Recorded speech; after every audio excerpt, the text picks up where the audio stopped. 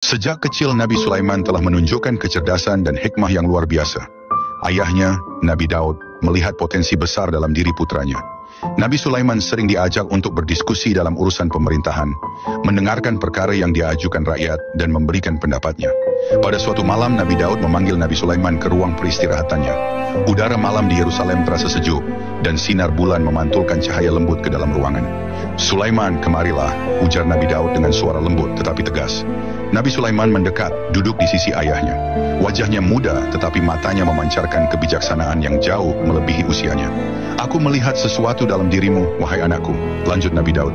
"Kau memiliki hikmah yang tidak biasa untuk anak seusiamu. Ketika aku tiada nanti, kau akan menggantikan aku sebagai pemimpin Bani Israel." Mata Nabi Sulaiman membesar. Ia terkejut tetapi tetap menjaga sikap hormat. "Ayah, bukankah kakakku Absalom lebih pantas? Dia lebih tua, lebih kuat, dan lebih berpengalaman." Nabi Daud tersenyum tipis. "Kepemimpinan bukan soal usia atau kekuatan fisik, tetapi soal hikmah dan keadilan. Allah telah menunjukkan bahwa kau memiliki sifat-sifat itu." Nabi Sulaiman menunduk. Ia tidak merasa dirinya layak, tetapi ia juga tidak ingin mengecewakan ayahnya. "Jika itu kehendak Allah, aku akan menerimanya, ayah. Tetapi bagaimana dengan Absalom? Aku takut dia tidak akan menerima keputusan ini." Wajah Nabi Daud berubah serius. "Aku tahu, Sulaiman, Absalom memiliki ambisi besar, tetapi kau harus siap menghadapi segala tantangan, karena ini adalah ujian dari Allah." Di sisi lain istana, Absalom mendengar kabar bahwa Nabi Daud berencana menjadikan Sulaiman sebagai penerusnya. Amarahnya membara. Ia merasa bahwa dirinya lebih pantas menjadi raja daripada adiknya yang lebih muda. "Adilkah ini?" gumamnya dalam hati. "Aku adalah putra sulung. Aku yang seharusnya menjadi raja." Ia mulai merancang rencana untuk merebut tahta. Dengan cerdik, ia mendekati rakyat Bani Israel, mendengarkan keluh kesah mereka, dan memberikan janji-janji manis. Pada suatu pagi, Absalom berdiri di depan gerbang istana, menyambut orang-orang yang ingin menghadap Nabi Daud. Ia berbicara kepada seorang petani tua yang membawa masalah tanah. "Wahai paman, apa yang membawamu ke sini?" tanyanya dengan ramah. "Saya ingin mengadu kepada raja, wahai pangeran," jawab petani itu. "Apa masalahmu?" Setelah mendengar keluhan petani itu, Absalom berkata, "Andai saja aku yang menjadi raja, aku akan memastikan masalah seperti ini diselesaikan dengan cepat dan adil.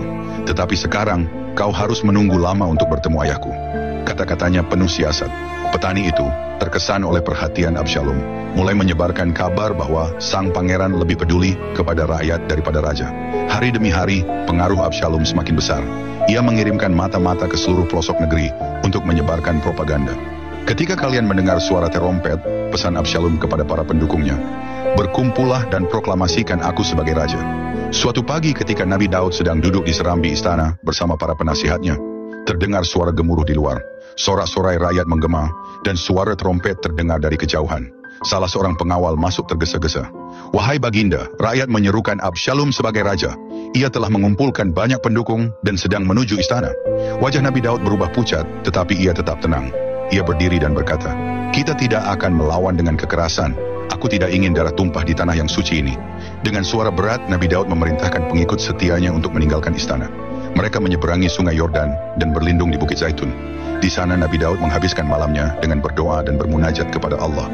"Ya Allah," bisiknya di tengah malam yang sunyi, "jika ini adalah ujianmu, maka berikanlah aku kekuatan untuk melewatinya. Selamatkan rakyatku dari kehancuran dan tunjukkan jalan yang benar kepada anakku, Absalom."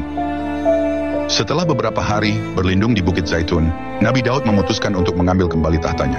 Ia memanggil para pengikut setianya dan memerintahkan mereka untuk menyerang Yerusalem. Namun sebelum mereka berangkat, Nabi Daud memberikan pesan penting kepada komandan pasukannya.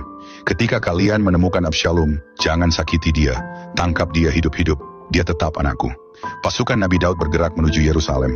Di sana mereka bertemu dengan pasukan Absalom. Pertempuran pecah. Meskipun pasukan Absalom lebih besar, mereka tidak memiliki strategi yang kuat. Pasukan Daud berhasil memukul mundur mereka.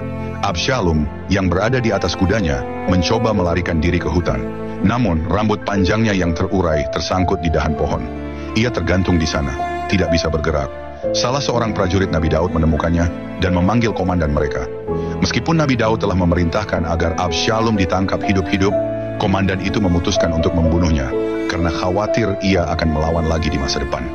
Ketika berita tentang kematian Absalom sampai kepada Nabi Daud, raja itu jatuh terduduk. Wajahnya dipenuhi kesedihan. Dengan suara bergetar, ia berkata, "Anakku Absalom, mengapa kau harus mati? Andai aku bisa menggantikanmu, aku akan melakukannya. Kesedihan Nabi Daud begitu mendalam, tetapi ia tahu bahwa keputusan Allah adalah yang terbaik. Ia kembali ke Yerusalem dan memulihkan ketertiban di kerajaan. Setelah beberapa tahun memerintah dengan bijaksana, Nabi Daud merasa bahwa waktunya di dunia ini hampir habis. Ia memanggil Nabi Sulaiman ke kamarnya. Udara di ruangan itu terasa berat, seolah-olah semua makhluk tahu bahwa perpisahan sedang mendekat. Sulaiman, ujar Nabi Daud dengan suara lemah, waktuku telah tiba. Kerajaan ini adalah amanah Allah, dan sekarang aku menyerahkannya kepadamu. Nabi Sulaiman menggenggam tangan ayahnya, matanya dipenuhi air mata.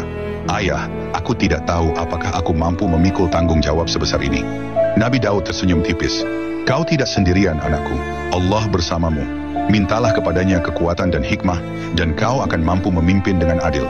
Beberapa hari kemudian, Nabi Daud wafat dalam usia lanjut. Nabi Sulaiman dinobatkan sebagai raja, sebagaimana yang telah diwasiatkan oleh ayahnya. Nabi Sulaiman memulai masa pemerintahannya dengan berdoa. Ya Tuhanku, ampunilah aku dan anugerahkanlah kepadaku kerajaan yang tidak dimiliki oleh seorang pun sesudahku. Sesungguhnya Engkaulah yang Maha Pemberi. Allah mengabulkan doanya. Nabi Sulaiman memimpin dengan keadilan dan kebijaksanaan, menjaga amanah yang telah diberikan kepadanya. Ia menjadi pemimpin yang dihormati oleh manusia, jin, dan hewan, meneruskan warisan ayahnya dengan penuh kebesaran.